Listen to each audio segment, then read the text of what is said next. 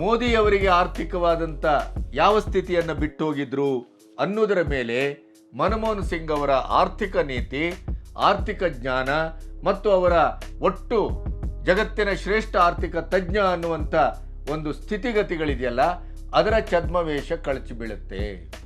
IMF ಅನ್ನ ಬೆದರಿಸಿ ಅದನ್ನ ಹದ್ದುಬಸ್ತಿಗೆ ತಂದು ಆರ್ಥಿಕ ಉದಾರೀಕರಣದ ನೀತಿಯನ್ನು ಅಳವಡಿಸಿ ಭಾರತವನ್ನ ಇವತ್ತಿನ ಸ್ಥಿತಿಗೆ ತರಲಿಕ್ಕೆ ಅಸ್ತಿವಾರ ಹಾಕಿದ್ದು PV ನರಸಿಂಹರಾವ್.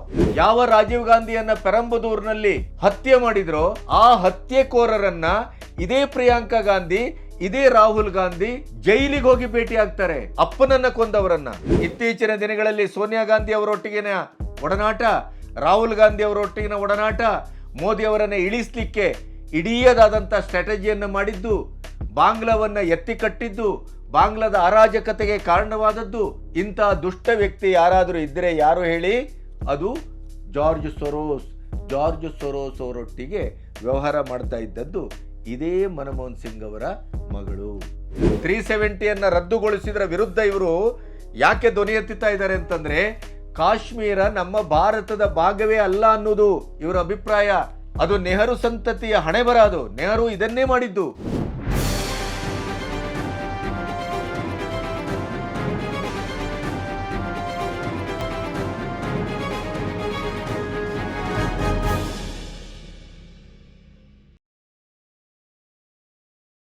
ನಮಸ್ತೆ, ಬಿ ಗಣಪತಿ ನ್ಯೂಸ್ ಚಾನಲ್ಗೆ ಸ್ವಾಗತ. ನಿನ್ನೆಯ ವಿಡಿಯೋದಲ್ಲಿ ಮನಮೋಹನ್ ಸಿಂಗ್ ಅವರ ಕಾಲ ಭಾರತಕ್ಕೆ ಒಂದು ಆರ್ಥಿಕ ಪುನಶ್ಚೇತನದ ಪರ್ವಕಾಲ ಆಗಿರಲಿಲ್ಲ.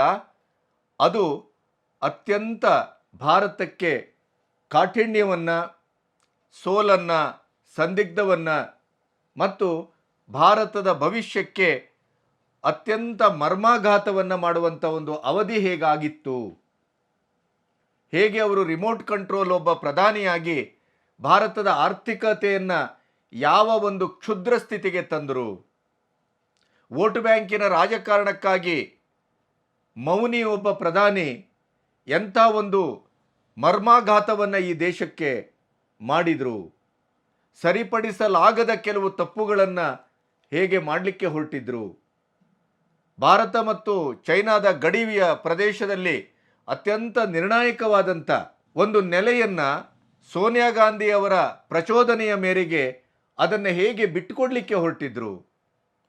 ತನ್ನ ಹುಟ್ಟೂರು ಪಾಕಿಸ್ತಾನ. ಹಾಗೆ ನೋಡಿದರೆ ಅಡ್ವಾಣಿಯವರು ಪಾಕಿಸ್ತಾನದ ಸಿಂಧ್ ಪ್ರಾಂತ್ಯದಿಂದ ಬಂದವರು. ಅಟಲ್ ಬಿಹಾರಿ ವಾಜಪೇಯಿಯವರ ಕಾಲದಲ್ಲಿ ಅವರು ಗೃಹ ಮಂತ್ರಿಗಳಾಗಿದ್ದರು. ಅವರು ಕೂಡ ಈ ಕೆಲಸವನ್ನು ಮಾಡ್ಬೋದಿತ್ತು. ಆದರೆ ಪಾಕಿಸ್ತಾನ ಮತ್ತು ನಮ್ಮ ಮಧ್ಯೆ ಇದ್ದಂಥ ವೈಷಮ್ಯ, ವೈರತ್ವ, ಭಯೋತ್ಪಾದಕತೆಯಿಂದ ಭಾರತವನ್ನು ಅಸ್ಥಿರಗೊಳಿಸಬೇಕು ಅಂತ ಹೊರಟಂಥ ಒಂದು ಕ್ಷುದ್ರ ರಾಷ್ಟ್ರ ಅದು.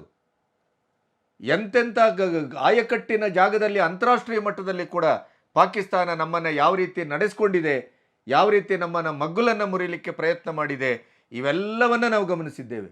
ಅಷ್ಟಾಗಿಯೂ ತನ್ನ ಹುಟ್ಟೂರು ಅನ್ನುವಂಥ ಒಂದು ಮೋಹದಕ್ಕೆ ಸಿಲುಕಿದ ಇದೇ ಮನಮೋಹನ್ ಸಿಂಗ್ ಅಲ್ಲಿ ಎಂಥ ಅಭಿವೃದ್ಧಿ ಕಾರ್ಯವನ್ನು ಮಾಡಿದರು ಅನ್ನೋದನ್ನು ಪಾಕಿಸ್ತಾನದ TV ಅವರು ಇತ್ತೀಚೆಗೆ ತೀರ್ಕೊಂಡಾಗ ಅದನ್ನು ವರದಿ ಮಾಡಿದೆ. ಆ ವರದಿಯನ್ನು ನಿಮ್ಮೆದುರಿಡ್ತೇವೆ. ಇದು BJP ಅವರು ಹೇಳಿದ್ದಲ್ಲ, ಯಾರೋ ನಮ್ಮಂಥ ಪತ್ರಕರ್ತರು ಹೇಳಿದ್ದಲ್ಲ. ಇದು ಸ್ವತಃ ಪಾಕಿಸ್ತಾನದ ಸುದ್ದಿ ಮಾಧ್ಯಮ ಬಿತ್ತರಿಸಿದ ಸತ್ಯ. ಅಂದರೆ ಕಾಂಗ್ರೆಸ್ಸಿಗೆ ದೇಶ ಮುಖ್ಯ ಅಲ್ಲ, ದೇಶದ ಅಭಿವೃದ್ಧಿ ಮುಖ್ಯ ಅಲ್ಲ, ದೇಶದ ಗಡಿಯ ತಂಟೆ ಮುಖ್ಯ ಅಲ್ಲ, ಸ್ವಾಭಿಮಾನ ಮುಖ್ಯ ಅಲ್ಲ. ಕೊನೆಗೂ ಅವರಿಗೆ ಮುಖ್ಯವಾಗುವುದು ಅಧಿಕಾರ, ಅಧಿಕಾರ, ಅಧಿಕಾರ ಅಷ್ಟೇ. ಹಣ ಮಾಡಬೇಕು, ಅಧಿಕಾರದಲ್ಲಿರಬೇಕು, ಈ ದೇಶದ ಜನರನ್ನು ದಿಕ್ಕು ತಪ್ಪಿಸಿ ಲೂಟಿ ಹೊಡೆಯಬೇಕು. ಇವೆಲ್ಲವನ್ನು GST ಹಾಕಿದಾಗ, ಇತ್ಯಾದಿ ಹಾಕಿದಾಗ ಅದರ ಇಡೀದಾದಂಥ ಆರ್ಥಿಕವಾದ ಕ್ರೋಢೀಕರಣ ಮತ್ತು ಆರ್ಥಿಕವಾದ ವಿಲೇವಾರಿ, ಪ್ರತಿಯೊಂದರ ಅಕೌಂಟಬಿಲಿಟಿ ಒಂದು ದೇಶದ ಆರ್ಥಿಕ ಅಭಿವೃದ್ಧಿಗೆ ಎಷ್ಟು ಮುಖ್ಯ ಅನ್ನೋದನ್ನು ಮೋದಿಯವರು ತೋರಿಸ್ಕೊಟ್ರು. ಅದಕ್ಕೆ ಇವರು ಅಪಭ್ರಂಶವನ್ನು ಮಾತಾಡಲಿಕ್ಕೆ ಹೊರಟರು. ಆದರೆ ಇದೇ ಟ್ಯಾಕ್ಸಿನ ಹೆಸರಿನಲ್ಲಿ, ತೆರಿಗೆ ಹೆಸರಿನಲ್ಲಿ ಮನಮೋಹನ್ ಸಿಂಗ್ ಎಂಥ ಒಂದು ದುರಂತದ ಗತಿಯನ್ನು ಈ ದೇಶಕ್ಕೆ ಕಾಣಿಸಿದರು ಅನ್ನೋದನ್ನು ಆರ್ಥಿಕ ತಜ್ಞರು ಜನರಲ್ ಮೇಜರ್ ರಾಜೀವ್ ನಾರಾಯಣರಿಂದ ಹಿಡಿದು ಪ್ರತಿಯೊಬ್ಬರೂ ಮಾತಾಡ್ತಾ ಇದ್ದಾರೆ. ಅದನ್ನು ಇವತ್ತು ನಿಮ್ಮೆದುರು ಇಡಬೇಕು ನಾನು. ಅದಕ್ಕಾಗಿ ನಿಮ್ಮ ಮುಂದೆ ಕೂತಿದ್ದೇನೆ. ಇಲ್ಲಿಯವರೆಗೆ ನನ್ನ ಚಾನಲನ್ನು ಸಬ್ಸ್ಕ್ರೈಬ್ ಮಾಡದೇ ಇದ್ದರೆ ದಯವಿಟ್ಟು ಸಬ್ಸ್ಕ್ರೈಬ್ ಮಾಡಿ, ಬೆಲ್ ಐಕನನ್ನು ಒತ್ತಿ. ಮತ್ತು ಸ್ವತಂತ್ರ ಪತ್ರಿಕೋದ್ಯಮಕ್ಕೆ ನಮಗೆ ಆರ್ಥಿಕವಾದಂಥ ಬೆಂಗಾವಲಾಗಿ ನಿಲ್ಲಿ ಅಂತ ನಾನು ಅರಿಕೆ ಮಾಡಿಕೊಳ್ತೇನೆ. ಮೊದಲಾಗಿ ನಿಮಗೆ ನಿನ್ನೆಯ ವಿಡಿಯೋದಲ್ಲಿ ಹೇಳಿದ ಹಾಗೆ ಅಟಲ್ ಬಿಹಾರಿ ವಾಜಪೇಯಿ ಅವರು ಮನಮೋಹನ್ ಸಿಂಗ್ ಅವರಿಗೆ ಅಧಿಕಾರವನ್ನು ಕೊಟ್ಟು ಹೋಗುವಾಗ ಭಾರತದ ಆರ್ಥಿಕ ಸ್ಥಿತಿ ಪ್ರಾಪಂಚಿಕವಾಗಿ 10ನೇ ಸ್ಥಾನದಲ್ಲಿತ್ತು. ಅದರ ಜೊತೆ ಇವರು ಮೋದಿಯವರಿಗೆ ಆರ್ಥಿಕವಾದಂಥ ಯಾವ ಸ್ಥಿತಿಯನ್ನು ಬಿಟ್ಟು ಹೋಗಿದ್ರು ಅನ್ನೋದರ ಮೇಲೆ ಮನಮೋಹನ್ ಸಿಂಗ್ ಅವರ ಆರ್ಥಿಕ ನೀತಿ, ಆರ್ಥಿಕ ಜ್ಞಾನ ಮತ್ತು ಅವರ ಒಟ್ಟು ಜಗತ್ತಿನ ಶ್ರೇಷ್ಠ ಆರ್ಥಿಕ ತಜ್ಞ ಅನ್ನುವಂಥ ಒಂದು ಸ್ಥಿತಿಗತಿಗಳಿದೆಯಲ್ಲ, ಅದರ ಛದ್ಮವೇಷ ಕಳಚಿ ಬೀಳುತ್ತೆ. ಮೋದಿಯವರು ಅಧಿಕಾರಕ್ಕೆ ಬರುವ ಹೊತ್ತಿನಲ್ಲಿ ಇದೇ ಮನಮೋಹನ್ ಸಿಂಗ್ ಅವರ ಆಡಳಿತದ ಅಂತ್ಯದ ಸ್ಥಿತಿಯಲ್ಲಿ ವಾಜಪೇಯಿಯವರು 10ನೇ ಸ್ಥಾನದಲ್ಲಿ ಬಿಟ್ಟು ಹೋಗಿದ್ದಿದ್ರೆ ಇವರು ಅದನ್ನು 11, 12ನೇ ಸ್ಥಾನಕ್ಕೆ ಬಂದು ನಿಲ್ಲಿಸಿ ಮೋದಿಯವರ ಕೈಗೆ ಕೊಟ್ಟರು. ಒಂದು ಸರಳ ಲೆಕ್ಕಾಚಾರ, ಮನಮೋಹನ್ ಸಿಂಗ್ ಅವರ ಕಾಲದಲ್ಲಿ 11 ಅಥವಾ 12ನೇ ಸ್ಥಾನದಲ್ಲಿದ್ದಂಥ ಆರ್ಥಿಕವಾದಂಥ ಒಟ್ಟು ಸ್ಥಿತಿಯನ್ನು 10 ವರ್ಷಗಳಲ್ಲಿ ಅದನ್ನು ಇಡೀ ಪ್ರಪಂಚದ ಆರ್ಥಿಕವಾದ ಬಲಾಢ್ಯತೆಯಲ್ಲಿ ಭಾರತವನ್ನು 5ನೇ ಸ್ಥಾನಕ್ಕೆ ತಂದು ನಿಲ್ಲಿಸಿದ್ರು ಮೋದಿ ಅಂತಾದರೆ, ಅದು ಕರೋನಾದಂಥ ಒಂದು ಹೊಡೆತದ ಪರಿಸ್ಥಿತಿಯಲ್ಲಿ ಇಡೀ ಪ್ರಪಂಚವೇ ಆರ್ಥಿಕವಾದಂಥ ರಿಸ್ಟ್ರೇಷನ್ನಲ್ಲಿ, ಆರ್ಥಿಕವಾದ ಕುಸಿತದಲ್ಲಿ ಎದ್ದು ಬಿದ್ದು ಒದ್ದಾಡ್ತಾ ಇರುವಾಗ, ರಿಸೆಷನ್ನಿನ ಭೂತದಿಂದ ತತ್ತರಿಸಿ ಹೋದಂಥ ಹೊತ್ತಿನಲ್ಲಿ ಭಾರತ ಮಾತ್ರ ಆರ್ಥಿಕವಾದ ಸ್ಟೆಬಿಲಿಟಿಯನ್ನು ಕಾದುಕೊಳ್ತು. GDPಯನ್ನು 7ರಲ್ಲಿ ನಿರಂತರವಾಗಿ ಕಾದ್ಕೊಂಡು ಬಂತು. ಈ ಮ್ಯಾಜಿಕ್ ಹೇಗೆ ಸಾಧ್ಯ ಆಗುತ್ತೆ? ಚಾಯ್ವಾಲ, ಚಾಯ್ ಮಾರುವವನು ಅಂತ ಹೇಳ್ತಿರಲ್ಲ, ವಿಷದ ಸರ್ಪ ಅಂತ ಹೇಳ್ತಿರಲ್ಲ. ಮೋದಿಯವರ ಮುಖ ನೋಡಿದರೆ ಅಪಶಕುನ ಅಂತಾರೆ ನಮ್ಮ ಮಹಾನ್ ಖರ್ಗೆಯವರು. ನಿಮ್ಮ ಕಾಂಗ್ರೆಸ್ಸಿನ ಆಡಳಿತದಲ್ಲಿ ಈ ದೇಶಕ್ಕೇನೆ ಅವಮಾನ ಆಗುವಂಥ, ದೇಶವನ್ನು ಅತಂತ್ರಗೊಳಿಸುವಂಥ ಕೆಲಸವನ್ನು ಮನಮೋಹನ್ ಸಿಂಗ್ ಅವರೇ ಮಾಡಿದ್ರು ಅನ್ನೋದಕ್ಕೆ ಇದಕ್ಕಿಂತ ಉದಾಹರಣೆ ಬೇಡ. 68ರಿಂದ ನೀವು ಫಿನಾನ್ಸ್ ಕಮಿಷನ್ನಲ್ಲಿದ್ದಿರಿ, ಏನು ಕಡಿದು ಉಳಿಸಿದ್ರಿ ಅಂತ ರಾಜೀವ್ ನಾರಾಯಣ್ ಅವರು ಕೇಳ್ತಾರೆ. 91ರಲ್ಲಿ PV ನರಸಿಂಹರಾವ್ ಬರಬೇಕಾಯಿತು ಬ್ಯಾಂಕ್ರಪ್ಟ್ ಭಾರತವನ್ನು ಬಚಾವ್ ಮಾಡಲಿಕ್ಕೆ. ಹಲವಾರು ಚಿನ್ನದ ಯುಗಗಳನ್ನು ಕಂಡಂಥ ಈ ದೇಶದ ಒಟ್ಟು ಆರ್ಥಿಕ ಸ್ಥಿತಿಯನ್ನು ಇದೇ UPA ಗವರ್ಮೆಂಟಿನ ಆರ್ಥಿಕ ತಜ್ಞರು ಅನ್ನುವ ಕಾರಣಕ್ಕಾಗಿ ಇವರು ಪ್ರಧಾನಿ ಆದರಲ್ಲ, ಶಾಡೋ ಪ್ರಧಾನಿ ಸೋನಿಯಾ ಗಾಂಧಿ ಅವರ ರಿಮೋಟ್ ಕಂಟ್ರೋಲ್ ಇದ್ರಲ್ಲ, ಅದೇ ಪ್ರಧಾನಿಯವರ ಹೊತ್ತಲ್ಲೇ ಇಡೀ ಭಾರತದ ಚಿನ್ನವನ್ನು ಅಡುವಿಟ್ಟದ್ದು ಯಾರಾದರೂ ಇದ್ದರೆ ಅದು ಡಾಕ್ಟರ್ ಮನಮೋಹನ್ ಸಿಂಗ್. ಅದೇ ಚಿನ್ನವನ್ನು ವಾಪಸ್ಸು ಮೊನ್ನೆ ಬಿಡಿಸ್ಕೊಂಡು ಬಂದದ್ದಿದ್ರೆ ಅದು ಮೋದಿ. ಹಾಗಾದರೆ ಆರ್ಥಿಕ ತಜ್ಞರು ಯಾರು ಅನ್ನೋದನ್ನು ಜನ ಅರ್ಥ ಮಾಡ್ಕೋಬೇಕು. IMF ಅನ್ನು ಬೆದರಿಸಿ ಅದನ್ನು ಹದ್ದುಬಸ್ತಿಗೆ ತಂದು ಆರ್ಥಿಕ ಉದಾರೀಕರಣದ ನೀತಿಯನ್ನು ಅಳವಡಿಸಿ ಭಾರತವನ್ನು ಇವತ್ತಿನ ಸ್ಥಿತಿಗೆ ತರಲಿಕ್ಕೆ ಅಸ್ತಿವಾರ ಹಾಕಿದ್ದು PV ನರಸಿಂಹರಾವ್. ಆದರೆ PV ನರಸಿಂಹರಾವ್ ಅವನನ್ನು ಮುಚ್ಚಿ ಹಾಕಲಿಕ್ಕೆ, ಅವರನ್ನು ಇತಿಹಾಸದಿಂದ ಅಳಿಸ್ಲಿಕ್ಕೆ ಮನಮೋಹನ್ ಸಿಂಗ್ನನ್ನು ಅವರನ್ನು ಬಫೂನ್ ಥರ ಕಟ್ತಾ ಇದೆ ಇದೇ ಕಾಂಗ್ರೆಸ್ಸು. ಅದು ಅವರ ಸತ್ತ ಮೇಲೆ, ಅಲ್ಲಿವರೆಗೆ ಮಾತಿರಲಿಲ್ಲ. ಇವತ್ತಿನ ಇಡೀ ಕಾಂಗ್ರೆಸ್ಸಿನ ಪ್ರಚಾರದ ಹಂತದಲ್ಲಿ PV ನರಸಿಂಹರಾವ್ ಅವರ ಫೋಟೋ ಇರ್ತದಾ?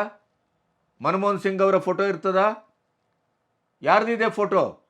ಕೇವಲ ಗಾಂಧಿ ಕುಟುಂಬದ ಮಾತ್ರ ಇರುತ್ತೆ. ಬಿಟ್ಟರೆ ರಾಹುಲ್ ಗಾಂಧಿದಿರುತ್ತೆ, ಸೋನಿಯಾ ಗಾಂಧಿದಿರುತ್ತೆ. ಇಂಥ ವಿಚ್ಛಿದ್ರಕಾರಕವಾದಂಥ ಒಳ ರಾಜಕೀಯ ಇದೆ, ಅಲ್ಲಿ ಒಳಹೂಟ ಇದೆ. ಯಾರು ಯಾರ ಕೊಡುಗೆಯನ್ನು ಸ್ವತಃ ಸೋನಿಯಾ ಗಾಂಧಿಯವರು, ಅದೇ ಸುಬ್ರಹ್ಮಣ್ಯಂ ಸ್ವಾಮಿ ಅವರು ಹೇಳ್ತಾ ಇದ್ದಾರೆ, ಯಾಕೆ ರಾಜೀವ್ ಗಾಂಧಿ ಅವರ ಕೊಡುಗೆಯನ್ನು ಅವರ ಪತ್ನಿ ಸೋನಿಯಾ ಗಾಂಧಿ ಯಾಕೆ ಪ್ರಸ್ತಾಪ ಮಾಡ್ತಾ ಇಲ್ಲ, ಇದನ್ನು ಪ್ರಶ್ನಿಸಬೇಕು ಮೊದಲು ಅಂತ. ಯಾವ ರಾಜೀವ್ ಗಾಂಧಿಯನ್ನು ಪೆರಂಬದೂರಿನಲ್ಲಿ ಹತ್ಯೆ ಮಾಡಿದ್ರೋ ಆ ಹತ್ಯೆಕೋರರನ್ನು ಇದೇ ಪ್ರಿಯಾಂಕಾ ಗಾಂಧಿ, ಇದೇ ರಾಹುಲ್ ಗಾಂಧಿ ಜೈಲಿಗೆ ಹೋಗಿ ಭೇಟಿ ಆಗ್ತಾರೆ, ಅಪ್ಪನನ್ನು ಕೊಂದವರನ್ನು. ಇವರು ಯಾವ ರೀತಿ ಮಕ್ಕಳು ಅಂತ ಸುಬ್ರಹ್ಮಣ್ಯಂ ಸ್ವಾಮಿ ಕಳೆದ ವಾರ ಪ್ರಶ್ನಿಸ್ತಾ ಇದ್ರು. ಇಂಥ ನೀಚ ಪರಂಪರೆಯನ್ನು ಹೊಂದದಂಥ ಇದೇ ಕಾಂಗ್ರೆಸ್ಸು UPA ಗೌರ್ಮೆಂಟಿನ 10 ವರ್ಷದಲ್ಲಿ ಮಾಡಿದ ಅನಾಹುತ ಒಂದೆರಡಲ್ಲ. ಅದನ್ನು ನೋಡ್ತಾ ನೋಡ್ತಾ ಹೋಗೋದಿದ್ರೆ ಇದೇ ಸಿಂಗ್ ಅವರ ಕಾಲದಲ್ಲಿ ಅಮರ್ತ್ಯ ಸೇನನ್ನು ತಂದರು ಶಾಂತಿನಿಕೇತನಕ್ಕೆ. USA ಕೂತ್ಕೊಳ್ಳುವ ಮನುಷ್ಯ. ಅವರು ಅಮರ್ತ್ಯ ಸೇನನ್ನು ತಂದದ್ದು ತಿಂಗಳಿಗೆ 5 ಕೋಟಿ ಸಂಭಾವನೆ. 5 ವರ್ಷಗಳಲ್ಲಿ ಮಾಡಿದ್ದೇನೂ ಇಲ್ಲ, ದಬ್ಬ ಹಾಕಿದ್ದೇನೂ ಇಲ್ಲ. ವಿದೇಶದಲ್ಲೇ ಕೂತದ್ದು, ವಿಸಿಟಿಂಗ್. ಅವರ ಮೇಲೆ ಖರ್ಚು ಮಾಡಿದ್ದೆಷ್ಟು ಗೊತ್ತಾ? 27,000 ಕೋಟಿ. ಅದರ ಜೊತೆಗೆ ಈ ಅಮರ್ತ್ಯಸೇನ್ ಅವರನ್ನು ಕರ್ಕೊಬರ್ಲಿಕ್ಕೆ ಕಾರಣವಾದದ್ದು ಯಾರು? ಇದೇ ಡಾಕ್ಟರ್ ಮನಮೋಹನ್ ಸಿಂಗ್ ಅವರ ಮಗಳು. ಈ ಮಗಳು ಯಾರೊಟ್ಟಿಗಿದ್ಲು ಗೊತ್ತಾ? ಯಾರೊಟ್ಟಿಗೆ ವ್ಯವಹಾರ ಮಾಡ್ತಾ ಇದ್ರು ಗೊತ್ತಾ ನಿಮಗೆ? ಅದನ್ನು ಕೇಳಿದರೆ ಬೆಚ್ಚುತ್ತೀರಿ ನೀವು. ಇದೇ ಜಾರ್ಜ್ ಸೊರೋಸ್. ಇತ್ತೀಚಿನ ದಿನಗಳಲ್ಲಿ ಸೋನಿಯಾ ಗಾಂಧಿ ಅವರೊಟ್ಟಿಗಿನ ಒಡನಾಟ, ರಾಹುಲ್ ಗಾಂಧಿ ಅವರೊಟ್ಟಿಗಿನ ಒಡನಾಟ, ಮೋದಿ ಅವರನ್ನು ಇಳಿಸಲಿಕ್ಕೆ ಇಡೀದಾದಂಥ ಸ್ಟ್ರಾಟಜಿಯನ್ನು ಮಾಡಿದ್ದು, ಬಾಂಗ್ಲಾವನ್ನು ಎತ್ತಿ ಕಟ್ಟಿದ್ದು, ಬಾಂಗ್ಲಾದ ಅರಾಜಕತೆಗೆ ಕಾರಣವಾದದ್ದು. ಇಂಥ ದುಷ್ಟ ವ್ಯಕ್ತಿ ಯಾರಾದರೂ ಇದ್ದರೆ ಯಾರು ಹೇಳಿ? ಅದು ಜಾರ್ಜ್ ಸೊರೋಸ್. ಜಾರ್ಜ್ ಸೊರೋಸ್ ಅವರೊಟ್ಟಿಗೆ ವ್ಯವಹಾರ ಮಾಡ್ತಾ ಇದ್ದದ್ದು ಇದೇ ಮನಮೋಹನ್ ಸಿಂಗ್ ಅವರ ಮಗಳು. ಅಮರ್ತ್ಯಸೇನನ್ನು ಯಾಕೆ ಕರ್ಕೊಬಂದ್ರಿ, ಏನಕ್ಕೆ ಕರ್ಕೊಬಂದ್ರಿ, ಯಾವುದಕ್ಕೂ ಉತ್ತರ ಇಲ್ಲ. ತಿಂಗಳಿಗೆ 5 ಕೋಟಿ ಅವರಿಗೆ ಸಂಭಾವನೆ, 27,000 ಕೋಟಿಯನ್ನು ಖರ್ಚು ಮಾಡಿದರು. ಇದು ಯಾವ ಜಾತಿಯ ಆರ್ಥಿಕ ನೀತಿ ರೀ ಇದು? ಭಾರತಕ್ಕೆ ಏನು ಲಾಭ ಆಯಿತು ಅವರಿಂದ? ಅದನ್ನು ಯಾರು ಹೇಳ್ತಾ ಇಲ್ಲ. ಯಾವುದೇ ಒಬ್ಬ ವಿದೇಶಿ ಗಣ್ಯರು ಬಂದಾಗ ಭಾರತದ ಸಂಪ್ರದಾಯ ಏನು? ಪ್ರಧಾನಿಯವರು ಮುಖಾಮುಖಿ ಆಗಬೇಕು ತಾನೆ. ಈಗ ನಾವು ಉಜ್ವಲವಾದ ಪರಂಪರೆಯನ್ನು ನೋಡ್ತಾ ಇದ್ದೇವೆ. 47, 50, 60 ವರ್ಷಗಳಿಂದ ಭಾರತದ ಪ್ರಧಾನಿ ಯಾವ ದೇಶಕ್ಕೆ ಮುಖ ಹಾಕಿರಲಿಲ್ವೋ ಆ ಎಲ್ಲ ದೇಶಗಳಿಗೆ ಇವತ್ತು ಮೋದಿ ಹೋಗ್ತಾ ಇದ್ದಾರೆ. ಆರ್ಥಿಕವಾದ ವಿಲೇವಾರಿಯನ್ನು ಮಾಡ್ಕೊಳ್ತಾ ಇದ್ದಾರೆ, ವ್ಯವಹಾರವನ್ನು ಮಾಡ್ಕೊಳ್ತಾ ಇದ್ದಾರೆ, ಮತ್ತು ಇಡೀ ವಿದೇಶಾಂಗ ನೀತಿಯನ್ನು ಅತ್ಯಂತ ಪ್ರಬಲವಾಗಿ ಕಟ್ತಾ ಇದ್ದಾರೆ. ನಮ್ಮ ದೇಶದಲ್ಲಿ UPA ಗೌರ್ಮೆಂಟಲ್ಲಿ 10 ವರ್ಷ ಆಡಳಿತದಲ್ಲಿ ಯಾವುದೇ ವಿದೇಶಿ ಗಣ್ಯರು ಬಂದರೆ ಅಲ್ಲಿ ಯಾರಿರ್ತಾ ಇದ್ರು ಅಂದರೆ ಬರ್ಕಾದತ್ನಂಥ ಪುಟ್ಗೋಸಿ ಕಾಂಗ್ರೆಸ್ಸಿನ ಚಮಚಗಳು, ದೇಶ ವಿರೋಧಿಗಳು. ಈ ಜಿನೋಸೈಡ್ ಇದೆಯಲ್ಲ, ಕಾಶ್ಮೀರದಂಥ ಜಿನೋಸೈಡ್ಗೆ ಕೈ ಜೋಡಿಸಿದವರು, ಪಾಕಿಸ್ತಾನದ ಒಟ್ಟಿಗೆ ಕೈ ಜೋಡಿಸಿದವರು. ಇಂಥ ಕಳ್ಳ ನನ್ನ ಮಕ್ಕಳು ಪತ್ರಕರ್ತರ ಜೊತೆಗೆ ವಿದೇಶಿ ಗಣ್ಯರು ಬಂದಾಗ ಭೇಟಿ ಆಗ್ತಾ ಇದ್ದದ್ದು ಮನಮೋಹನ್ ಸಿಂಗ್ ಅವರನ್ನಲ್ಲ, ಸೋನಿಯಾ ಗಾಂಧಿ ಅವರನ್ನು. ಅಂದರೆ ಸಾಂವಿಧಾನಿಕ ಹುದ್ದೆಯನ್ನು ಕೂಡ ಎಷ್ಟರ ಮಟ್ಟಿಗೆ ಇವರು ದುರುಪಯೋಗ ಪಡಿಸ್ಕೊಂಡ್ರು ಅನ್ನೋದನ್ನು ನಾವು ಗಮನಿಸಬೇಕು. ಇನ್ಕಮ್ ಟ್ಯಾಕ್ಸು ಹಾಕಿದರು, ಅದರ ಜೊತೆಗೆ ಇದೇ ಆರ್ಥಿಕ ತಜ್ಞರ ಕಾಲದಲ್ಲಿ ಗ್ರಾಸ್ ಇನ್ಕಮ್ ಟ್ಯಾಕ್ಸು, ಆಮೇಲೆ ಫಿಕ್ಸೆಡ್ ಡಿಪಾಸಿಟ್ 5 ವರ್ಷಕ್ಕೆ ಇಡಬೇಕು ಅಂತ ಹೇಳ್ರು, ಅದರ ಮೇಲೂ ಟ್ಯಾಕ್ಸು. ಇದು ಯಾರು ಮಾತಾಡೋದಿಲ್ಲ. GST ಅಂತ ಬೊಬ್ಬ ಹೇಳ್ತಾರೆ. ಪ್ರತಿಯೊಂದಕ್ಕೂ ಮೋದಿಯವರು ಟ್ಯಾಕ್ಸ್ ಹಾಕಿದ್ರು ಅಂತಾರೆ. ಈ ಮಾತನ್ನು ಊಹಾಪೋಹದ ರೀತಿಯಲ್ಲಿ ರಾಹುಲ್ ಗಾಂಧಿ ಥರ ನಾವು ಓಳ್ಬಿಡ್ತಾ ಇಲ್ಲ. ಸತ್ತೆಮ್ಮೆಗೆ 10 ಸೇರು ತುಪ್ಪ ಅನ್ನುವಾಗೆ ಇವತ್ತು ಮನಮೋಹನ್ ಸಿಂಗ್ ಅವರನ್ನು ಮಹಾನ್ ಆರ್ಥಿಕ ತಜ್ಞ, ಭಾರತವನ್ನು ರಿಫಾರ್ಮ್ ಮಾಡಿದಂಥವರು, ಆರ್ಥಿಕ ಉದಾರೀಕರಣದ ಪಿತಾಮಹ. ನೋ, ಆರ್ಥಿಕ ಉದಾರೀಕರಣವನ್ನು ಮಾಡಿ ಭಾರತವನ್ನು ರಕ್ಷಿಸಿದ್ದು PV ನರಸಿಂಹರಾವ್ 90ರ ದಶಕದಲ್ಲಿ. 68ರಿಂದ ಫೈನಾನ್ಸ್ ಕಮಿಷನ್ನ ಚೀಫ್ ಆಗಿದ್ದಂಥ ಇವರು ಕಟ್ಟಾಕಿದ್ದೇನು? ಬ್ಯಾಂಕ್ ರಪ್ಟ್ ಆಯಿತು ಭಾರತ. 90ರ ದಶಕದಲ್ಲಿ ಬ್ಯಾಂಕ್ ರಪ್ಟ್ ಆಗುವಂಥ ಪರಿಸ್ಥಿತಿಗೆ ಭಾರತ ಬಂದು ಕೂತ್ಕೊಳ್ಳಿತ್ತು. ಅದರಿಂದ ಬಚಾವ್ ಮಾಡಿದ್ದು ನರಸಿಂಹರಾವ್. ಅವರ ಹೆಸರು ಹೇಳುವುದಿಲ್ಲ ಇವರು. ಈಗ ಇಲ್ಲಿ ಜನರಲ್ ಮೇಜರ್ ರಾಜೀವ್ ನಾರಾಯಣ್ ಅವರು ಇದರ ಬಗ್ಗೆ ಸುದೀರ್ಘವಾಗಿ ಮಾತಾಡಿದ್ದಾರೆ.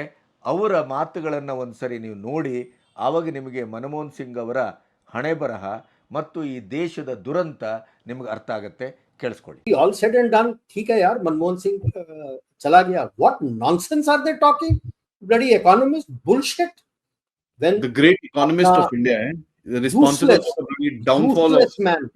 When Atal Bihari Vajpayee ji handed over India to him as the prime minister, India was 10th. When he handed over to Modi, we were in fragile fight. घंटा economist था ये. किसका उल्लू बना रहे हो यार? सर 91 का उसको Socialist to बोलते the हैं, core. 91 का उसको बोलते हैं।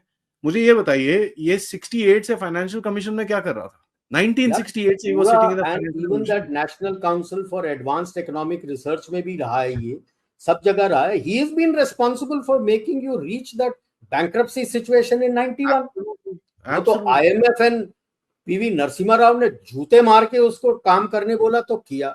When he became the prime minister, साला from 10th in your world economy you brought it down to fragile 5। तो व्हाट इकोनॉमिस्ट इज ही यार? ठीक है यार, बंदा जो भी था साला corrupt to the highest order, I would say. इतने सारे स्कैम हुए, उसको पता नहीं था? I am sure he must have got his cut. His daughters have been so corrupt. अरे उसमें आगे थे अपने शांति निकेतन में, इसको लेके आया था अमर्त्य सेन में, 5 साल के अंदर 2700 करोड़, कोई हिसाब नहीं। पता ही नहीं कहाँ डॉक्टर गया। को बना रखा है विजिटिंग फेलो, 5-5 करोड़ महीने का ले रहे हैं। Some staying in US, never came here. उसके दोस्त वगैरह जो US वगैरह में, उसको डाल रखा है विजिटिंग फेलो। What nonsense! और उसको बोलते हो तुम मुझे to accept me that he is not corrupt. On इतना top of scams it, हुआ, उसको पता नहीं था। on top of it, the daughter works for George Soros.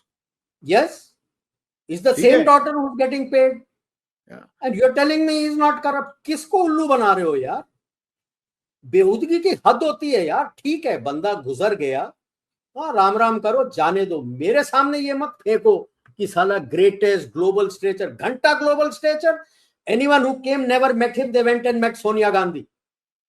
जब सेंट्रल बातचीत होती थी, साला सेंटर पे सोनिया गांधी बैठी थी, not your bloody fucking prime minister. What nonsense are you talking? Global stature, घंटा ग्लोबल स्टेचर था इसका। साला उल्लू बना रखा था इंडिया का कि देखो इंडिया कैसा बिका हुआ है, और इसको बोल रहे हो तुम लोग economist of the highest order. Nonsense of the highest order. मुझे एक चीज बताओ सर, और 1973-74 में कौन था जिसने इनकम टैक्स 97% किया था? अरे यार, उसके अलावा इसने डाला हुआ था कंपल्सरी डिपॉजिट स्कीम।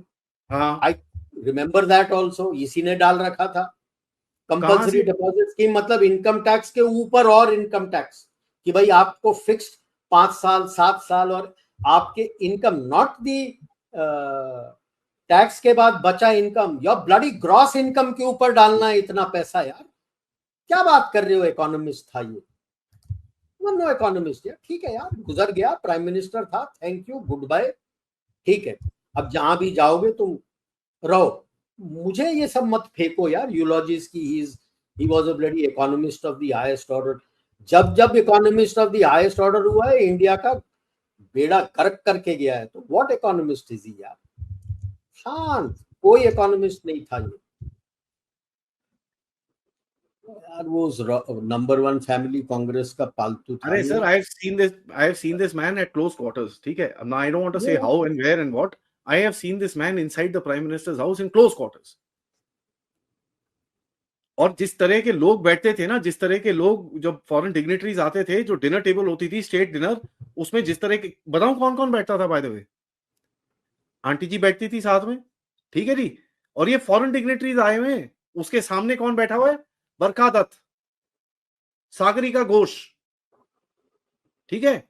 उसके बाद your what's his name, that bloody monkey, Prabhu Chawla, Shekhar Gupta, your the owner of Hindustan Times, what's her name, Shobhana Bharatiya.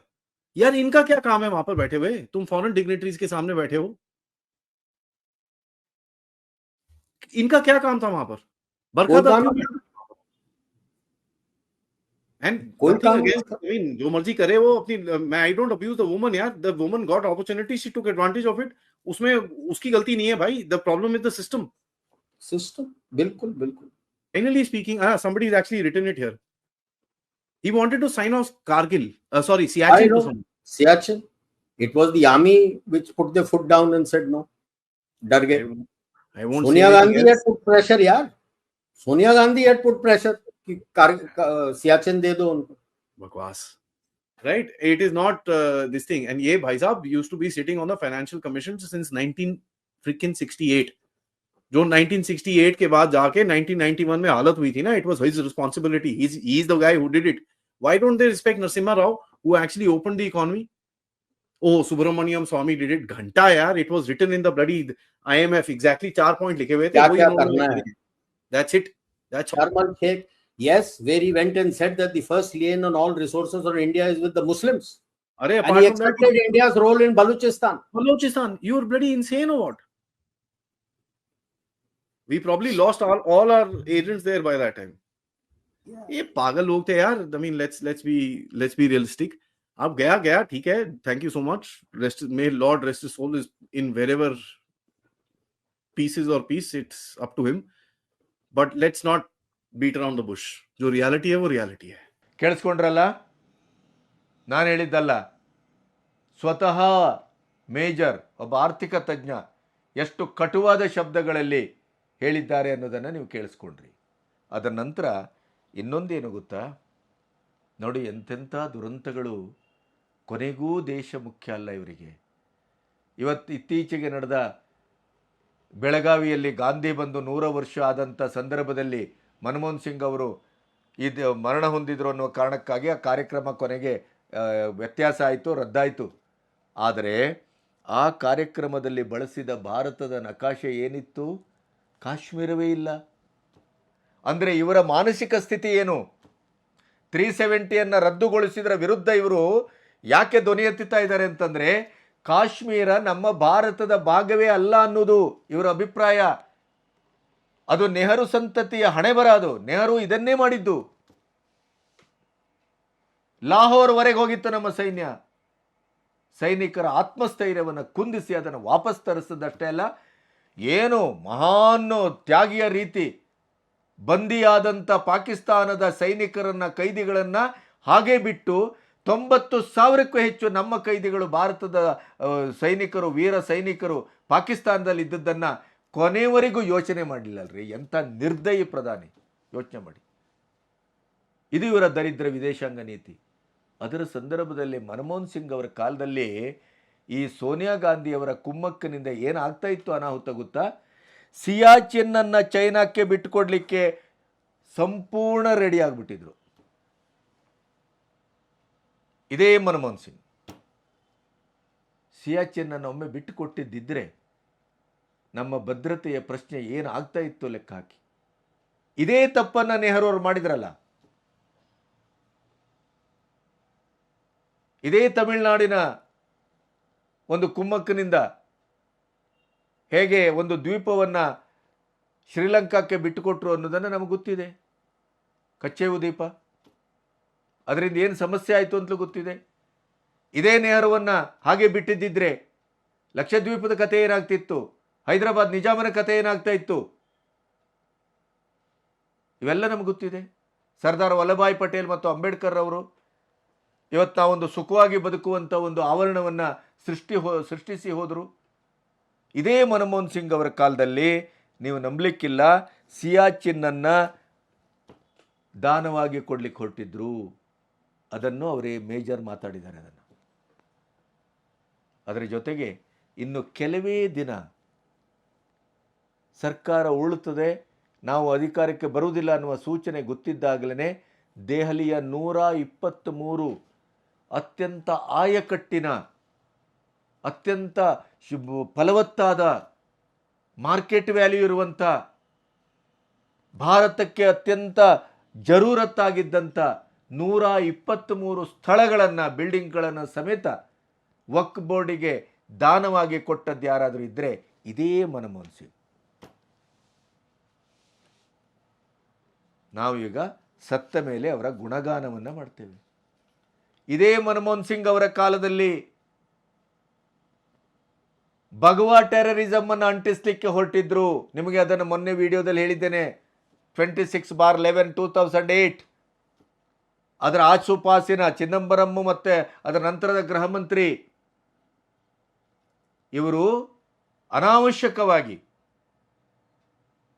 Hindu ಸಂಘಟನೆಗಳ ಮೇಲೆ, RSSನ ಮೇಲೆ, ಭಾಜಪ ಮೇಲೆ ಭಯೋತ್ಪಾದಕತೆಯ ಕರಿನೆರಳನ್ನು ಅಂಟಿಸಲಿಕ್ಕೆ ಹೊರಟಂಥ ಪಟ್ಟಿಂಗರು ಇವರು. ಅದು ಮನಮೋಹನ್ ಸಿಂಗ್ ಅವರ ಕಾಲದಲ್ಲೇ ನಡೆದದ್ದು. ಅದರ ಜೊತೆಗೆ 10 ವರ್ಷ ಆಡಳಿತ, 10 ಮೇಜರ್ ಸ್ಕ್ಯಾಮ್ಗಳು. ಕೋಲ್ ಸ್ಕ್ಯಾಮ್ ನಿಮ್ಗೆ ಗೊತ್ತಿದೆ, 1.86 ಲಕ್ಷ ಕೋಟಿ. ಅದೇ ರೀತಿ 2G ಸ್ಕ್ಯಾಮ್ ಗೊತ್ತಿದೆ ನಿಮಗೆ, Commonwealth scam, IPL scam, cash for vote scam. ಎಷ್ಟು ಸ್ಕ್ಯಾಮ್ ಬೇಕು? ಒಂದೇ ಒಂದು ಭ್ರಷ್ಟಾಚಾರವನ್ನು ನೋಡಿದ್ರ ಮೋದಿಯವರ ಆಡಳಿತದಲ್ಲಿ? ಒಂದೇ ಒಂದು ಸ್ಕ್ಯಾಮ್ ಸಿಕ್ಕಿತ್ತ ನಿಮಗೆ? ಅಥವಾ ಮೋದಿಯವರ ಕುಟುಂಬದ ಇನ್ನು ಏನಾದರೂ ಹಸ್ತಕ್ಷೇಪವನ್ನು ನೋಡಿದ್ರಾ? ಅಥವಾ ಮೋದಿಯವರೆಲ್ಲೋ ಆಸ್ತಿ ಕಬಳಿಸಿದ್ರು, ಇನ್ನೊಂದು ಮಾಡಿದ್ರು. ಖರ್ಗೆ ಅವರ ಆಸ್ತಿಯ ಮತ್ತು ಆಸ್ತಿ ಪಾಸ್ತಿ ಚರ ಆಸ್ತಿಯನ್ನೆಲ್ಲ NR ರಮೇಶ್ ಈಗ ಇಡಿಯದಾಗಿ ಬಟ್ಟಂಬೈಲು ಮಾಡ್ತಾ ಇದ್ದಾರಲ್ಲ. ಇವರ ಹಣೆ ಬರ ಒಬ್ಬರದ ಇಬ್ಬರದ? ಚಿದಂಬರಂ ಅವ್ರದ್ದು ನೋಡಿಲ್ವಾ? ಖರ್ಗೆ ಅವ್ರದ್ದು ನೋಡಿಲ್ವಾ? ಸೋನಿಯಾ ಗಾಂಧಿ ಅವ್ರದ್ದು ನೋಡಿಲ್ವಾ? ಬೇಲ್ ಮೇಲಿದ್ದಾರೆ. ಅದೇ ಸುಬ್ರಹ್ಮಣ್ಯಂ ಸ್ವಾಮಿ ಅವರು ಒಂದು ವಾರದಿಂದ ಹೇಳಿದರು, ಬೇಕಾದಂಥ ಅವರ ಪೌರತ್ವ ಮತ್ತು ಅವರು ಇವತ್ತು ಏನು ಬೇಲ್ ಮೇಲಿದ್ದಾರೆ ಆ ಕೇಸಿನ ಪ್ರಕರಣಕ್ಕೆ ಸಂಬಂಧಪಟ್ಟು ಸರ್ಕಾರ 2 ಡಾಕ್ಯುಮೆಂಟನ್ನು ಕೊಡಬೇಕು. ಅದು ಕೊಡ್ತಾ ಇಲ್ಲ. ಅದು ಕೊಟ್ಟರೆ ಅವರಿಗೆ 5 ರಿಂದ 10 ವರ್ಷ ಜೈಲು ಶಿಕ್ಷೆ ಆಗುತ್ತೆ, ಗಡೀಪಾರು ಮಾಡಬೇಕಾಗತ್ತೆ ಅವರನ್ನು. 100ಕ್ಕೆ 100% ನಾನು ಅಶ್ಯೂರ್ ಮಾಡ್ತೇನೆ, ನನ್ನ ಹತ್ರ ಅಂಥ ಕಾನೂನಿನ ದಾಖಲೆಗಳಿದೆ ಅಂತ. ಇಂಥ ನನ್ನ ಮಕ್ಕಳಿಂದ ನಾವು ದೇಶದ ಉದ್ಧಾರವನ್ನು, ಅಭಿವೃದ್ಧಿಯನ್ನು ನಿರೀಕ್ಷೆ ಮಾಡಬೇಕು. ಮೋದಿಯವರನ್ನು ಕಂಡಲ್ಲಿ ಯಾವುದೇ ಅಂಕಿಅಂಶಗಳಿಲ್ಲದೇ, ಸತ್ಯಾಂಶ ಇಲ್ಲದೇ ಸುಳ್ಳು ನರೇಟಿವನ್ನು ಸೃಷ್ಟಿಸುವ ಮೂಲಕ ಅವರನ್ನು ನೀವು ಅಂತಾರಾಷ್ಟ್ರೀಯ ಮಟ್ಟದಲ್ಲಿ ಮತ್ತು ರಾಷ್ಟ್ರ ಮಟ್ಟದಲ್ಲಿ ಜನರ ಮನಸ್ಸಿನಲ್ಲಿ ಒಬ್ಬ ವಿಲನ್ ಆಗಿ ಸೃಷ್ಟಿ ಮಾಡಲಿಕ್ಕೆ ಹೊರಟಿದ್ದೀರಿ. ಇದಕ್ಕೇನು ಹೇಳ್ತೀರಿ? ಇಷ್ಟೇ ಅಲ್ಲ, ಇದರ ಆಚೆನೂ ಇದೆ. ಯಾವುದೇ ಒಬ್ಬ ಪ್ರಧಾನಿ ಪಾಕಿಸ್ತಾನದಂಥ ದೇಶಕ್ಕೆ ತಾನು ಹುಟ್ಟಿದ್ದೇನೆ ಅನ್ನುವ ಕಾರಣಕ್ಕಾಗಿ ಅಲ್ಲಿಯ ಅಭಿವೃದ್ಧಿಗೆ ನಮ್ಮ ತೆರಿಗೆ ಹಣವನ್ನು ಕೊಡಬಹುದಾ? ಸಂವಿಧಾನಿಕವಾಯಿದು ಅಟಲ್ ಬಿಹಾರಿ ವಾಜಪೇಯಿ ಅವರು ಮಾಡ್ಬೋದಿತ್ತಲ್ಲ. ಅಂಥವ್ರು ಸುಮಾರು ಜನ ಇದ್ದಾರೆ ಸಿಂಧ್ ಪ್ರಾಂತ್ಯದಲ್ಲಿ ಅಲ್ಲಿ ಇಲ್ಲಿ ಹುಟ್ಟಿದವರು. ಇವರು ಪಾಕ್ ಜಿಯೋ ನ್ಯೂಸ್ ವರದಿ ಮಾಡಿದೆ. ಈಗ ಅವರು ಸತ್ತ ಮೇಲೆ ಚಕ್ವಾಲ ಗ್ರಾಮದಲ್ಲಿ ಅವರು ಹುಟ್ಟಿದ್ದು, ಅವರ ಶಾಲಾ ರಿಜಿಸ್ಟರ್ಡಲ್ಲಿ ಇವತ್ತು ಮನಮೋಹನ್ ಸಿಂಗ್ ಅವರ ಹೆಸರಿದ್ದದ್ದು, ಅದೆಲ್ಲವನ್ನು ತೋರಿಸ್ತಾ ಇಡೀ ಗ್ರಾಮಕ್ಕೆ ರಸ್ತೆ, ಸೋಲಾರ್ ಸಿಸ್ಟಮ್ಮು, RO ವ್ಯವಸ್ಥೆ ಎಲ್ಲವನ್ನ ಮಾಡಿದ್ದು ಮನಮೋಹನ್ ಸಿಂಗ್ ಅಂತ. ಆ ಹಳ್ಳಿಗರು ಇಡೀ ದಿನ ಮೊನ್ನೆ ಹರ್ತಾಳ ಮಾಡಿದರು, ಕೆಲಸ ಬಿಟ್ಟು ಮನಮೋಹನ್ ಸಿಂಗ್ ಅವರಿಗೆ ಶ್ರದ್ಧಾಂಜಲಿಯನ್ನು ಅರ್ಪಿಸಿದರು. ಮುಷರಫ್ ಪ್ರಧಾನಿಯಾಗಿದ್ದಂಥ ಸಂದರ್ಭ. ಇದನ್ನು ಯಾವತ್ತಾದರೂ ನಿರೀಕ್ಷೆ ಮಾಡ್ಬೋದಾ ನಾವು? ಯೋಚನೆ ಮಾಡಿ. साबिक भारतीय वजीर आजम मनमोहन सिंह 92 साल की उम्र में तवील अलालत के बायस इंतकाल कर गए। मनमोहन सिंह का ताल्लुक चकवाल के गांव से था। उनके इंतकाल पर गांव के मकीन भी रंजीदा है। रिपोर्ट करेंगे मोहम्मद अली अवान। साबिक भारतीय वजीर आजम मनमोहन सिंह तवील अलालत के बाद 92 साल की उम्र में इंतकाल कर गए। चकवाल के गाँव गाह के मोहना मनमोहन सिंह दुनिया से रुखसत हो गए, लेकिन उनकी यादें इस गाँव और यहाँ के गवर्नमेंट बॉयज प्राइमरी स्कूल में आज भी रजिस्टर पर दर्ज इनके नाम की सूरत में मौजूद हैं। मनमोहन सिंह जब भारत के वजीर आजम बने तो अपनी जन्म भूमि को न भूले। गाह में सोलर स्ट्रीट लाइट्स लगवाई, गांव तक आने वाली मरकजी सड़क भी तामीर करवाई। इनके हम जमात राजा मोहम्मद अली का भी कुछ अरसा कबल इंतकाल हुआ था। मोहम्मद अली के भतीजे मनमोहन सिंह के इंतकाल पर गमजदा हैं। डॉक्टर साहब की यहाँ पे जो उन्होंने प्रोविंशियल गवर्नमेंट से बात की थी उस वक्त के प्रेसिडेंट मुशर्रफ साहब से, तो यहाँ पे प्रोविंशियल गवर्नमेंट ने जो काम कराए, अगर डॉक्टर साहब ना होते तो ना होते। आज आप यकीन कीजिए कि वो इस दुनिया से चले गए हैं। सोगवार माहौल है गांव का, लोगों ने काम करना छोड़ दिया है।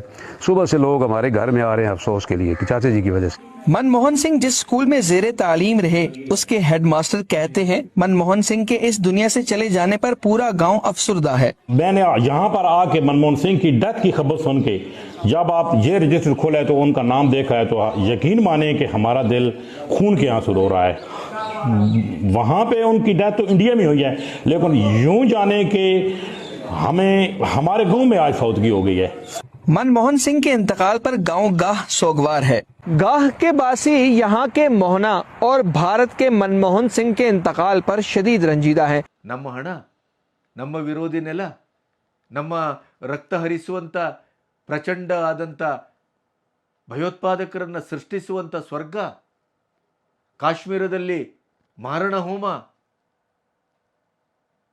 ಆ ಮಾರಣ ಹೋಮ ಮಾಡಿದಂಥ ಪಟ್ಟಿಂಗನೊಟ್ಟಿಗೆ ರೆಡ್ ಕಾರ್ಪೆಟ್ ಸ್ವಾಗತ, ಅವನೊಟ್ಟಿಗೆ ಕೈ ಕುಲುವಿಕೆ ಫೋಟೋ ಬೇರೆ ಮನಮೋಹನ್ ಸಿಂಗ್ ಅವರದು. ಕೊನೆಗೂ ನಿಮ್ಮ ಇರಾದೆ ಏನ್ರಿ? ಈ ದೇಶಕ್ಕೆ ಏನು ಮಾಡ್ಲಿಕ್ಕೆ ಹೊರಟಿದ್ದೀರಿ ನೀವು? ಕಮ್ಯುನಲ್ ಬಿಲ್ ತರಲಿಕ್ಕೆ ಕೊಟ್ಟಿದ್ರು ಇದೇ ಮನಮೋಹನ್ ಸಿಂಗ್. ಒಮ್ಮೆ ಏನಾದರೂ ಅವತ್ತು ಆ ಬಿಲ್ ಪಾಸ್ ಆಗಿದ್ದಿದ್ರೆ ಪ್ರತಿ ಹಿಂದೂಗಳ ಮಕ್ಕಳು ಇವತ್ತು ಜೈಲಿನಲ್ಲಿ ಇರ್ತಾ ಇದ್ರು. ಈ ದೇಶದ ಹಕ್ಕು ಬಾಧ್ಯತೆಗಳನ್ನು ಪಡೆಯುವ ಮೊದಲ ಆದ್ಯತೆ ಯಾರಿಗಾರು ಇದ್ದರೆ ಅದು ಈ ದೇಶದ ಮುಸ್ಲಿಮರಿಗೆ ಅಂದರು. ಯಾವುದೇ ಲೆಕ್ಕದಲ್ಲಿ ಹೇಳ್ತೀರಿ ನೀವು? ಈ ದೇಶದ ಮೂಲ ನಿವಾಸಿಗಳಾದಂಥ ಹಿಂದೂಗಳಿಗೆ ಎಷ್ಟು ಸಾವಿರ ವರ್ಷಗಳ ಇತಿಹಾಸ ಇದೆ. ಅದೇ ಇವತ್ತು ಇಲ್ಲಿ ಮೊಘಲರಿರ್ಬೋದು, ಆದಿಲ್ ಶಾಹಿಗಳಿರ್ಬೋದು, ಈ ಮಹಮ್ಮದಿಯರ ಆಡಳಿತಕ್ಕೆ ಎಷ್ಟು ಸಾವಿರ ವರ್ಷದ ಇತಿಹಾಸ ಇದೆ. ಈ ದೇಶದ ಕನ್ವರ್ಟ್ ಮುಸ್ಲಿಮರುಗಳಿಗೆ ಎಷ್ಟು ವರ್ಷದ ಇತಿಹಾಸ ಇದೆ. ಹಿಂದೂ ಧರ್ಮಕ್ಕೆ ಎಂಥ ಸನಾತನ ಧರ್ಮ ಎಷ್ಟು ಇತಿಹಾಸ ಇದೆ, ಎಂಥ ಮಹಾಕಾವ್ಯಗಳಿದೆ. ಎರಡು ಭಾರತ ಎಷ್ಟು ಅಖಂಡವಾಗಿತ್ತು. ಮುಸ್ಲಿಂ ಮತ ಹುಟ್ಟಿದ್ದು ಯಾವಾಗ? ಈ ದೇಶದಲ್ಲಿ ಮುಸ್ಲಿಮರು ತಲೆದೋರಿದ್ದು ಯಾವಾಗ? ಮುಸ್ಲಿಮರು ಆಡಳಿತ ಮಾಡಿದ್ದೆ 950 ವರ್ಷ. ಅವರು ಕನ್ವರ್ಟ್ ಆದದ್ದು ಯಾವಾಗ? ಎಲ್ಲ ಇತಿಹಾಸವನ್ನು ತೆಗೀರಿ. ಈ ನೆಲದ ಹಕ್ಕು, ಈ ಭಾರತದ ಕಾಯಕ ಭೂಮಿಯ ಹಕ್ಕು ಯಾರಿಗೆ ಸಲ್ಲಬೇಕು ಅಂತ ನಿಮಗೆ ತಕ್ಷಣ ಅರಿವಾಗ್ತದೆ. ಹಿಂದೂಗಳನ್ನು ಮೆಟ್ಟಲಿಕ್ಕೆ, ಮೂಲ ನಿವಾಸಿಗಳನ್ನು ಮೆಟ್ಟಲಿಕ್ಕೆ, ಸನಾತನ ಧರ್ಮವನ್ನು ಮೆಟ್ಟಲಿಕ್ಕೆ ವೋಟ್ ಬ್ಯಾಂಕ್ ರಾಜಕಾರಣವನ್ನು ಇಟ್ಟುಕೊಂಡು ಅಧಿಕಾರ ರಾಜಕಾರಣಕ್ಕಾಗಿ ಅತಾರ್ಕಿಕವಾಗಿ ಮತ್ತು ಚಾರಿತ್ರಿಕವಾದ ಹೀನತೆಯಿಂದ ಇದೇ ಮನಮೋಹನ್ ಸಿಂಗ್ ಅವರು ಇಂಥ ಮಾತುಗಳನ್ನು ಆಡ್ತಾರೆ. ಪ್ರಥಮ ಆದ್ಯತೆ ಯಾರಿಗಾರು ಇದ್ದರೆ ಅದು ಯಾರಿಗೆ? ಮುಸ್ಲಿಮರಿಗೆ. ಇಂಥ ಒಂದು ಪರಿಸ್ಥಿತಿಯನ್ನು ಇಂಥ ಒಬ್ಬ ಪ್ರಧಾನಿ ನಾವು ಇವತ್ತು ಅವರು ಇಲ್ಲ ಅನ್ನುವ ಕಾರಣಕ್ಕಾಗಿ ಅವರನ್ನು ಹೊಗಳಿ ಅಟ್ಟಕ್ಕೇರಿಸ್ತಾ ಇದ್ದೇವೆ. ನನ್ನ ಉದ್ದೇಶ ಏನು ಅಂತಂದರೆ, ಮನಮೋಹನ್ ಸಿಂಗ್ ಒಬ್ಬ ಆರ್ಥಿಕ ತಜ್ಞ ಅನ್ನೋದು ಎಷ್ಟು ಬುಲ್ಶೀಟ್ ಅನ್ನೋದನ್ನು ಮೇಜರ್ ಅವರು ಹೇಳಿದ್ದನ್ನು ನಿಮ್ಮೆದುರಿಟ್ಟಿದ್ದೇನೆ. ಇಡೀ ಅಂಕಿಅಂಶಗಳನ್ನು ನಿಮ್ಮೆದುರಿಟ್ಟಿದ್ದೇನೆ. ಇದೇ ಕಾಂಗ್ರೆಸ್ಸಿಗರು ಇವತ್ತು ಮೋದಿಯವರನ್ನು ಒಂದು ರೀತಿಯಲ್ಲಿ ದೇಶ ಬರ್ಬಾದ್ ಮಾಡಿದರು, ದೇಶವನ್ನು ಅಡವಿಡ್ತಾರೆ, ನಿರುದ್ಯೋಗ ಸೃಷ್ಟಿ ಮಾಡಿದ್ದಾರೆ, ಬಡವರ ಸಂಖ್ಯೆ ಜಾಸ್ತಿ ಆಗಿದೆ. ಗರೀಬಿ ಹಠಾವೋ ಮಾಡಿದಂಥವ್ರು ಯಾರು? ಆ ಗರೀಬಿ ಹಠಾವೋ ಮಾಡಿ ಇವತ್ತಿಗೂ ಬಡವರಿಗೆ ಮತ್ತೆ ಬಡವರು ಬಡವರು ಬಡವರು ಮೀಸಲಾತಿ ಮೀಸಲಾತಿ ಜಾತಿಗಣನೆ ಅಂತ ಹೇಳ್ತಾ ಹೊರಟವ್ರು ಯಾರು? ಜಾತ್ಯತೀತತೆಯ ಪದವನ್ನು ಸೃಷ್ಟಿಸಿದವರು ಯಾರು? ತುರುಕಿದವರು ಯಾರು? ಸಂವಿಧಾನದಲ್ಲಿ ಅಸಂವಿಧಾನಿಕವಾಗಿ ಸಿಯಾಚಿನ್ ಅಂತ ಇಂಥ ದರಿದ್ರ ಕೆಲಸವನ್ನು ಮಾಡಲಿಕ್ಕೆ ಹೊರಟವ್ರು ಯಾರು? ಇವೆಲ್ಲವನ್ನ ಅಂದರೆ ಸಂವಿಧಾನವನ್ನು ಹಿಡ್ಕೊಂಡು ತಿರುಗಾಡುವ ಸಂವಿಧಾನ ರಕ್ಷಕರು ತಾವು ಅಂತ ಹೇಳುವ ಈ ದರಿದ್ರ ಸಂಸ್ಕೃತಿ ಸಂತತಿ ದೇಶವನ್ನು ಭಕ್ಷಣೆ ಮಾಡಲಿಕ್ಕೆ, ದೇಶವನ್ನು ಮುಗಿಸಲಿಕ್ಕೆ, ಹಿಂದೂಗಳ ಮಾರಣ ಹೋಮಕ್ಕೆ ಹೇಗೆ ಕುಮ್ಮಕ್ಕನ್ನು ಕೊಟ್ಟಿತ್ತು, ಮುಸ್ಲಿಂ ವೋಟ್ಗಳಿಗಾಗಿ ತುಷ್ಟೀಕರಣದ ರಾಜಕಾರಣಕ್ಕಾಗಿ ದೇಶವನ್ನು ಹೇಗೆ ಅಡವಿಟ್ಟಿತ್ತು, ಮತ್ತು ಆರ್ಥಿಕವಾಗಿ ಆರ್ಥಿಕ ತಜ್ಞ ಅಂತ ಹೇಳಿಕೊಂಡಂಥ ಮನಮೋಹನ್ ಸಿಂಗ್ ಅವರನ್ನು ಬಳಸಿಕೊಂಡು ಸೋನಿಯಾ ಗಾಂಧಿಯ ಪಟಾಲಮ್ಮು ಈ ದೇಶವನ್ನು ಎಂಥ ಅಧೋಗತಿಗೆ ತರಲಿಕ್ಕೆ ಹೊರಟಿತ್ತು. ನಮ್ಮ ವೈರಿ ರಾಷ್ಟ್ರ ಪಾಕಿಸ್ತಾನದ ನೆಲದಲ್ಲೂ ಕೂಡ ನಮ್ಮ ದುಡ್ಡಿನಿಂದ ಅಭಿವೃದ್ಧಿ ಮಾಡಲಿಕ್ಕೆ ಹೇಗೆ ಹೊರಟಿತ್ತು, ಎಂತೆಂಥ ಸ್ಕ್ಯಾಮ್ಗಳನ್ನು ಮಾಡಿತ್ತು, ಎಂಥ ದುರುಪಯೋಗವನ್ನು, ಆರ್ಥಿಕವಾದಂಥ ಪರಿಸ್ಥಿತಿಯನ್ನು ಅಮೃತ್ ಸೇನ್ನಂಥ ಒಬ್ಬ ಕಾಯಕಹೀನ ಮತಿಹೀನ, ಯಾವುದೇ ರೀತಿಯಲ್ಲೂ ಅವರಿಂದ ನಮಗೆ 1 ರೂಪಾಯಿಯ ಲಾಭ ಆಗಲಿಲ್ಲ. ಆದರೆ ಅವ್ರಿಗೆ 5 ಕೋಟಿಯನ್ನು ಕೊಟ್ಟು ತನ್ನ ಮಗಳಿಗೆ ಲಾಭ ಆಗತ್ತೆ ಅನ್ನುವ ಕಾರಣಕ್ಕಾಗಿ ಜಾರ್ಜ್ ಸೊರೋಸ್ನೊಟ್ಟಿಗೆ ಸಂಬಂಧವನ್ನು ಬೆಳೆಸಿ 27,000 ಕೋಟಿಯನ್ನು ನಿರ್ನಾಮ ಮಾಡಿದ್ರಲ್ಲ. ಇದು ಯಾವ ಆರ್ಥಿಕ ತಜ್ಞತೆ? ಇದು ಯಾವ ದೇಶವನ್ನು ಕಟ್ಟುವ ಪರಿಸ್ಥಿತಿ? ಮೋದಿಯವರ ಆರ್ಥಿಕ ತಜ್ಞರೋ, ಮನಮೋಹನ್ ಸಿಂಗ್ ಆರ್ಥಿಕ ತಜ್ಞರೋ? ಮನಮೋಹನ್ ಸಿಂಗ್ ಕಾಲದಲ್ಲಿ ಈ ದೇಶ ಆರ್ಥಿಕವಾಗಿ ಬಲಿಷ್ಠವಾಗಿತ್ತೋ ಅಥವಾ ಈಗ ಅದು ಆರ್ಥಿಕವಾಗಿ ಬಲಿಷ್ಠವಾಗ್ತಾ ಇದೆಯೋ? ಆರ್ಥಿಕ ಉದಾರೀಕರಣದ ಪಿತಾಮಹ ಅಂತ ಹೇಗೆ ಕರಿತೀರಿ? ಯಾಕೆಂತಂದರೆ ಇವರು 90ರ ದಶಕದಲ್ಲಿ ನರಸಿಂಹರಾವ್ ಪ್ರಧಾನಿಯಾಗುವ ಹೊತ್ತಿನಲ್ಲಿ ಭಾರತ ಬ್ಯಾಂಕ್ರಪ್ಟ್ ಆಗುವ ಪರಿಸ್ಥಿತಿಯಲ್ಲಿ ಇತ್ತಲ್ಲ. ಇಡೀ ಚಿನ್ನವನ್ನು ಅಡವಿಟ್ರಲ್ಲ ಇವರ ಪ್ರಧಾನಿಯಾಗಿದ್ದಾಗ. ಇಂಥ ಅತಾರ್ಕಿಕವಾದಂಥ ಕೇವಲ ಅಧಿಕಾರ, ಕೇವಲ ವೋಟ್ ಬ್ಯಾಂಕ್ ರಾಜಕಾರಣಕ್ಕಾಗಿಯೇ 10 ವರ್ಷ ಪ್ರಧಾನಿಯಾಗಿ ಕೆಲಸ ಮಾಡಿದಂಥ ಮನಮೋಹನ್ ಸಿಂಗ್ ಅವರ ಇನ್ನೊಂದು ಮುಖ ಪರ್ಯಾಯವಾಗಿ ಕಾಂಗ್ರೆಸ್ಸಿನ ಮುಖ, ಕಾಂಗ್ರೆಸ್ಸಿನ ಇರಾದೆ, ಕಾಂಗ್ರೆಸ್ಸಿನ ಉದ್ದೇಶ ಏನು ಅನ್ನೋದನ್ನು ನಾವು ಅರ್ಥ ಮಾಡಿಕೊಳ್ಳದೇ ಇದ್ದರೆ ನಮಗೆ ವರ್ತಮಾನದ ರಾಹುಲ್ ಗಾಂಧಿಯೂ ಅರ್ಥ ಆಗೋದಿಲ್ಲ, ಸೋನಿಯಾ ಗಾಂಧಿಯೂ ಅರ್ಥ ಆಗೋದಿಲ್ಲ, ಖರ್ಗೆಯೂ ಅರ್ಥ ಆಗೋದಿಲ್ಲ, ಲೋಕಲ್ಲಿನ ಸಿದ್ದರಾಮಯ್ಯನ ಸರ್ಕಾರವೂ ಅರ್ಥ ಆಗೋದಿಲ್ಲ. ಆ ಕಾರಣಕ್ಕಾಗಿ ನಿಮಗೆ ಈ ಮಾತುಗಳನ್ನು ಆಡಬೇಕಾಯಿತು. ನಮಸ್ತೆ.